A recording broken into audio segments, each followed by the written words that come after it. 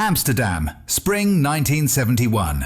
The city was a paradox, a living museum of gabled houses and placid canals that, in the first years of a new decade, thrummed with the rebellious energy of a generation determined to shed the skin of the old world. The air, perpetually damp with the scent of the North Sea and blooming tulips, was also thick with the sweet, illicit smoke of counterculture and the electric crackle of change. In the martial arts world, however, tradition held fast. Europe, and the Netherlands in particular, was a crucible of combat, a place where strength was measured in bruised knuckles and the grunting finality of a wrestling takedown. The Dutch fighting culture was brutally pragmatic, forged in the dockside brawls of Rotterdam and the disciplined gyms of Amsterdam. It was a world of boxers, whose science was one of angles and heavy leather, and wrestlers who understood the unyielding logic of gravity and leverage. Into this world, the name Bruce Lee arrived like a whispered rumor. In America, he was Kato, the impossibly fast sidekick from The Green Hornet, a television curiosity. In Asia, he was a burgeoning cinematic force, a whirlwind of dynamic action whose films were shattering box office records. But in the smoky, sweat-stained dojos of Europe, he was an unknown quantity, and the art he championed, kung fu, was viewed with deep-seated skepticism.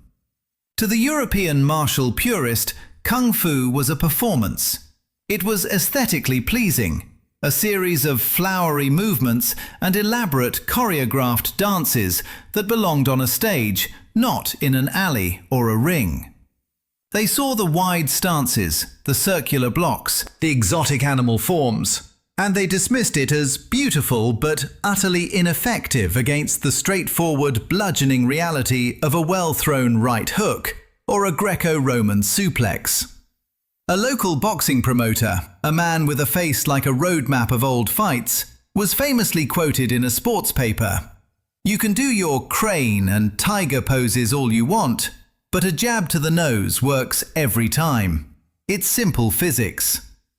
This was the wall of disbelief Bruce Lee was about to walk into. The architect of this collision of worlds was Hendrik Janssen, a promoter whose ambition was as vast as his network.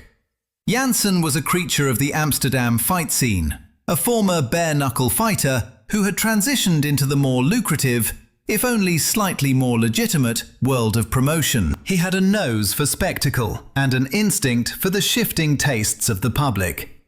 He saw the nascent interest in the East, the fascination with Zen and mysticism, and he saw in Bruce Lee a perfect, marketable vessel for that curiosity. He envisioned a grand demonstration, a showcase of this exotic art for a paying public. He sent a carefully worded telegram to Bruce's office at Golden Harvest Studios in Hong Kong. A missive that spoke of cultural exchange, of introducing the profound art of kung fu to a new continent, and, of course, of a generous purse that made the long flight worthwhile. Bruce, ever the evangelist for his philosophy, saw not just a payday, but a pulpit. He had grown weary of the limitations of Hollywood and the misinterpretations of his art. Europe represented a new frontier, a bastion of old-school fighting tradition that he could challenge and perhaps enlighten. He accepted. His arrival at Schiphol Airport was unceremonious, met only by Janssen and a persistent Dutch drizzle. As they drove into the city in Janssen's rumbling Opel, Bruce watched the orderly rows of brick houses and the cyclists gliding past, a world away from the chaotic, vertical energy of Hong Kong. He was installed in a modest hotel near the Vondelpark, the room clean, functional, and devoid of charm. It was there, amidst the smell of stale cigarette smoke and floor polish, that Janssen revealed the true nature of his invitation. "Bruce," Janssen began, his voice a low, gravelly hum. He paced the small room, unable to meet the intense, unwavering gaze of his guest. "There has been A slight change in the public's expectation. He paused, rubbing the back of his thick neck. The demonstration, the forms, they are beautiful, truly. But my people, the people who buy the tickets, they are direct. They want to see if the engine works, not just admire the polished hood. Bruce remained silent, his posture relaxed, but exuding an aura of immense potential energy. He simply waited. "They want a fight, Bruce," Janssen finally blurted out, the words tumbling out in a rush. "A real test, not a kata, not a pre-arranged sequence. They want to see you against a real opponent, a Dutch champion. Otherwise, they will call it a fraud. They will say it's just theatre, a movie trick. My reputation, and yours, will be mud." The bait and switch was audacious. Bruce felt a flash of anger, the hot sting of being manipulated. He had come to teach, to demonstrate the art and science of Jeet Kune Do, not to be thrown into a circus as a sideshow attraction. He could have walked out, caught the next flight back to Hong Kong, and left Janssen to explain to 2,000 angry ticket holders why the show was cancelled. But as he looked at the nervous promoter, he saw past the deception and recognized the underlying challenge. This wasn't just Janssen's proposition, it was the question of the entire Western martial arts world being posed to him directly. Is your art real? Does your philosophy work under pressure? This was a greater opportunity than any demonstration. This was a chance to prove his life's work on the most skeptical stage imaginable. A slow, knowing smile touched Bruce's lips. "An opponent," he said, his voice calm and measured. "Tell me about this opponent." Relief washed over Janssen's face. He pulled a crumpled photograph from his coat pocket and slid it across the small table. "Her name," he said, his voice laced with a mixture of pride and apprehension, "is Helga Vanderberg." The woman in the black and white photo was a monument of human physiology. She was not merely large, she was a titan, a figure of mythic proportions. Helga Vanderberg, the undefeated Valkyrie of the Vecht, was the reigning Dutch kickboxing champion and a national icon. She stood a colossal 1.93 meters tall, a full head and shoulders above Bruce, and weighed in at a staggering 240 kilograms. But this was not the soft, unwieldy mass of a strong woman. It was functional, battle-hardened muscle, forged through years of relentless, brutal training.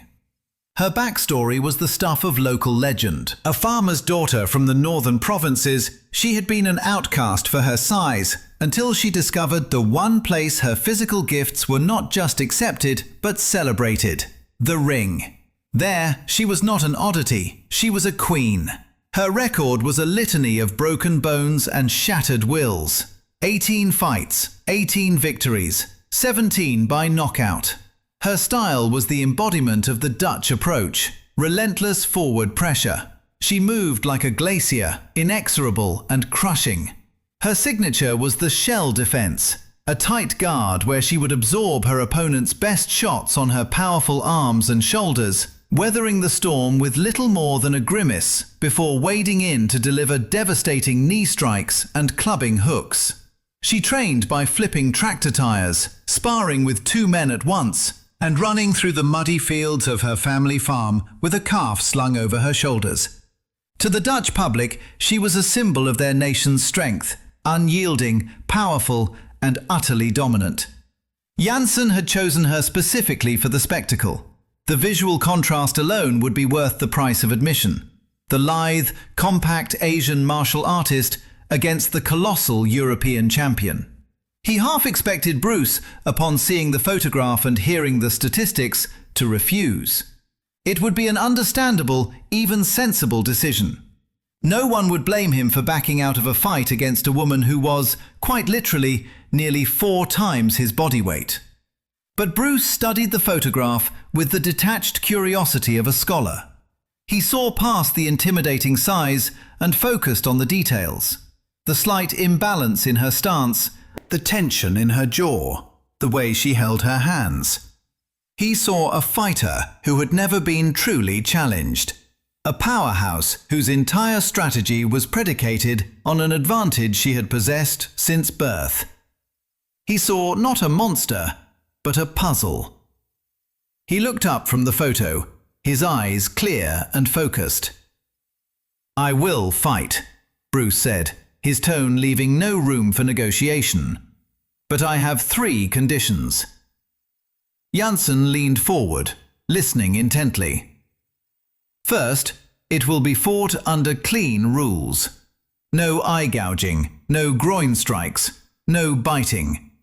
This is a contest of skill, not a back-alley brawl. Second, both I and the referee have the authority to stop the fight if permanent or life-threatening damage is imminent. I am here to prove a point, not to cripple your champion. And third," he paused, his gaze intensifying, "after the fight, win or lose, you will give me 30 minutes in the ring with a microphone.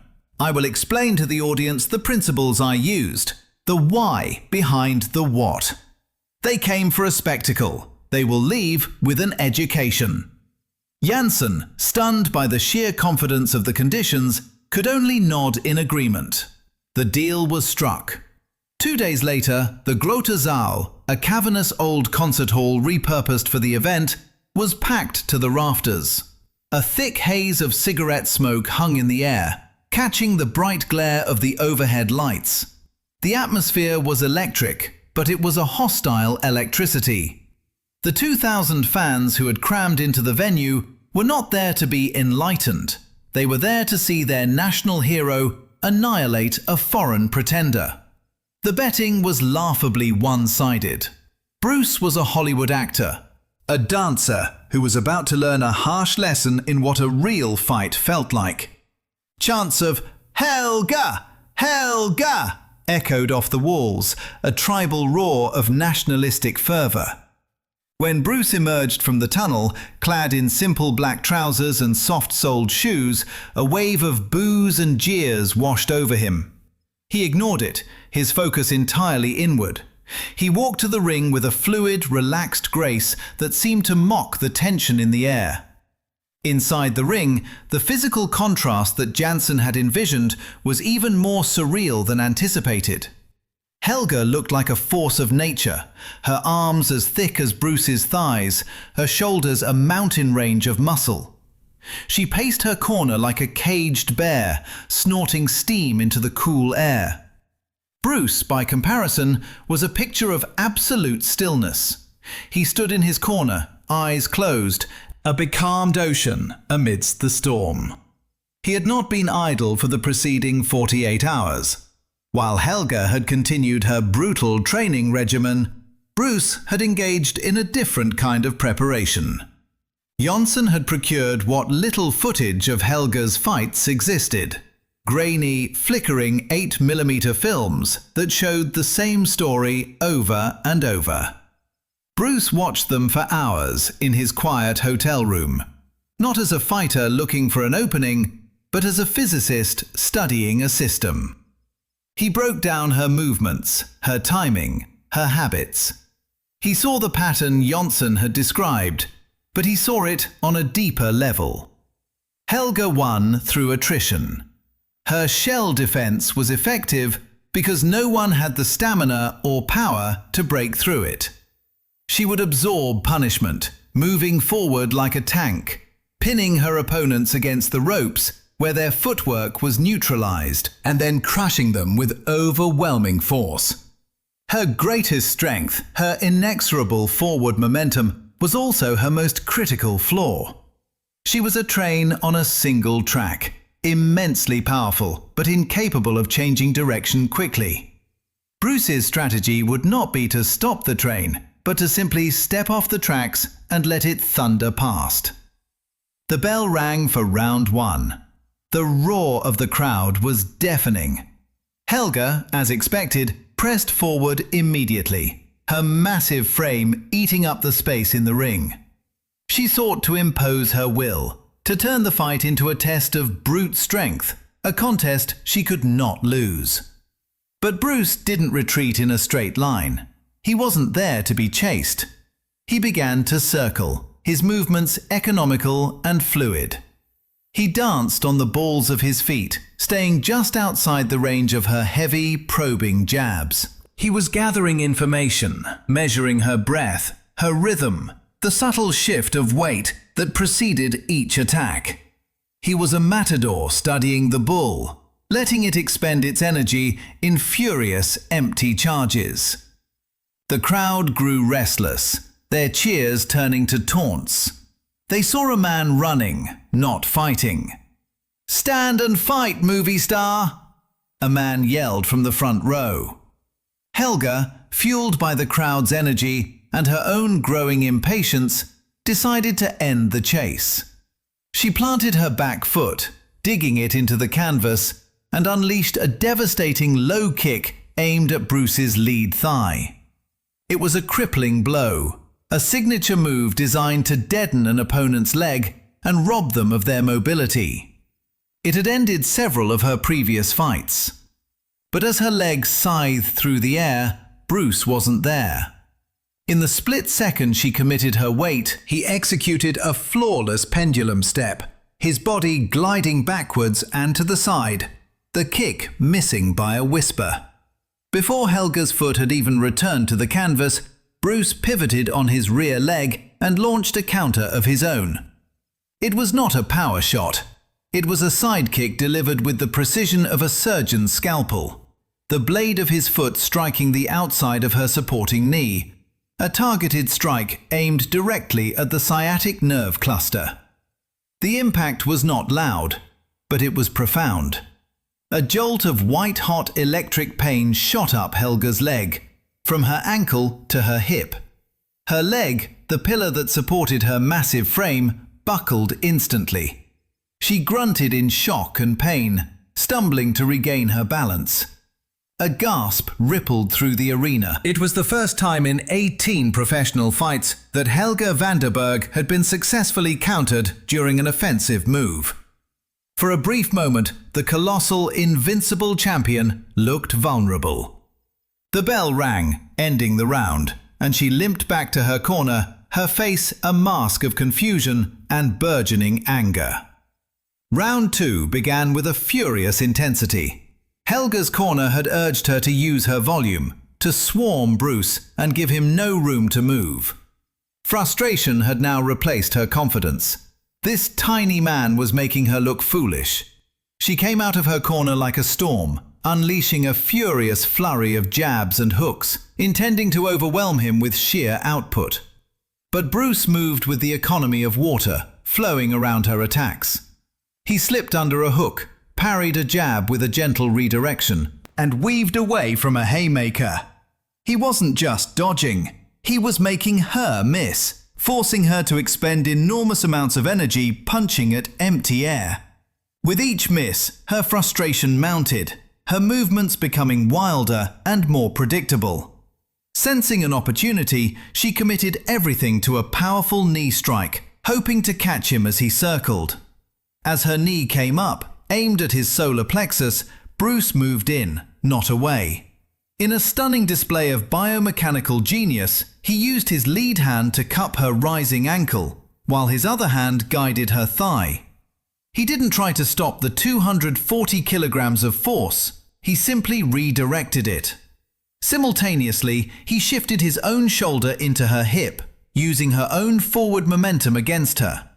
It was a masterful application of leverage, a principle he had preached for years. The massive giant, her base completely compromised, was thrown completely off balance. The 240-kilogram champion fell. The sound of her body hitting the canvas was a thunderclap that silenced the entire arena. The crowd, which seconds before had been roaring for blood, was struck dumb. Their invincible Valkyrie, the woman who had never been off her feet, was on her back, looking up at the lights in disbelief. The referee began the count. She rose at 4, her face flushed with humiliation, her ego bruised far more than her body. The fall had done little physical damage, but the psychological blow was immense. She rose and charged, abandoning all technique, swinging wildly with pure, unadulterated rage. But her rage made her sloppy. Bruce was a ghost. He moved inside her wild punches, and for the first time, he touched her. It was not with force, but with a terrifying precision. A lightning-fast jab stopped a millimeter from the point of her chin. A two-finger strike tapped her solar plexus, just hard enough to make her breath hitch. A light, open-handed touch grazed her carotid artery on the side of her neck. These were not attacks. They were messages. They were anatomical signposts, clear and undeniable demonstrations of how easily he could have ended the fight.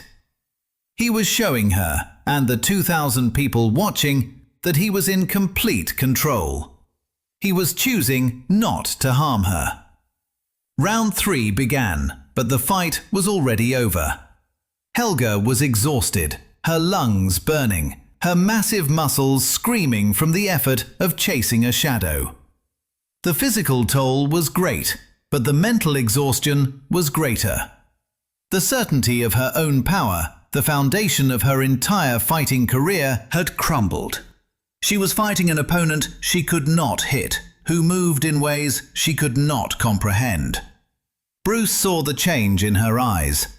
The fire was gone, replaced by a dawning sense of awe. Now he shifted his stance, moving from an elusive defense to a clinical, controlled offensive. He flowed forward and unleashed a combination so fast the crowd barely registered the individual movements. It was a lead-finger jab to her eyes, forcing her to blink, followed by a straight right to the body, and culminating in a perfectly timed low kick to the same sciatic nerve he had targeted in the first round. The kick landed with a sharp crack. Helga's damaged leg gave out completely. She didn't fall this time, but she stumbled backward, her massive frame teetering, her foundation utterly gone. She looked at Bruce, who stood poised and ready, and she saw the abyss that separated their levels of skill. In that moment, she realized she could not touch him. She could fight for another hour and never land a clean blow. In a silent, profound gesture of respect and acknowledgement, she lowered her heavy hands to her sides and gave a slight, almost imperceptible nod. She was defeated. The referee, seeing the universally understood signal of surrender, stepped in immediately and waved off the fight, declaring a technical knockout. A strange, confused silence fell over the arena. There were no cheers, no boos, just the quiet hum of 2,000 minds trying to process what they had just witnessed. They had come to see a slaughter, and in a way, they had. But it was the slaughter of an idea, the idea that size and strength were the ultimate arbiters of a fight. True to his word, Bruce took the microphone from a stunned Hendrik Jansen. The bright lights of the ring now felt like the lights of a lecture hall. His voice, calm and clear, filled the silent arena. "What you just saw was not a man defeating a woman," he began. "It was not a victory of East over West. It was a victory of a principle. The principle that the human body, when used intelligently, can overcome any physical disadvantage." He called Helga, who had recovered her composure, back into the center of the ring. To the crowd's astonishment, she came willingly, her expression no longer one of defeat, but of intense curiosity. She was no longer an opponent. She was his first student in Amsterdam.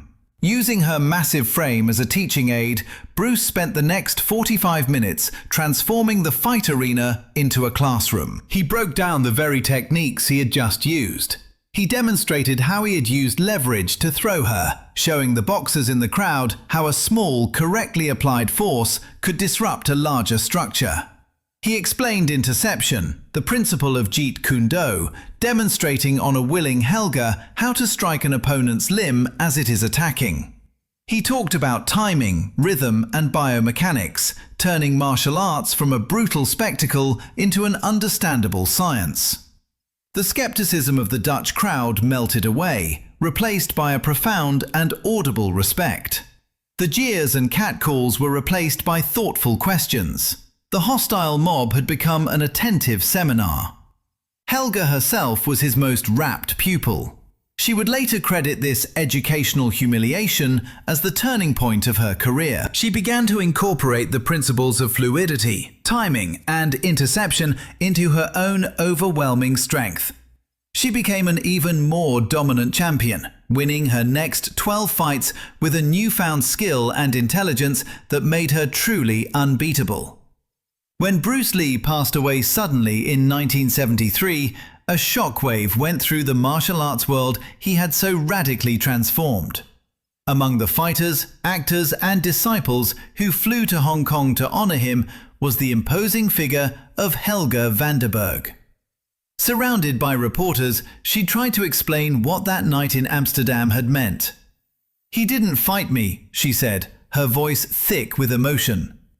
"Everyone thinks he fought me. He danced with me, and in that dance, he showed me that everything I thought I knew about power was only the beginning. I was a mountain of stone, and he was the river that flows around it, and over time grinds it to sand. He was 64 kilograms of wisdom, and I was 240 kilograms of wasted force." The Amsterdam match of 1971 was never officially recorded in the annals of any fighting commission. It remains a legendary footnote in martial arts history, a story passed down in dojos and gyms. It was the day a giant learned that true strength is not found in the bulging of the muscle, but in the mastery of the void, the empty space where an opponent expects you to be, but you are not.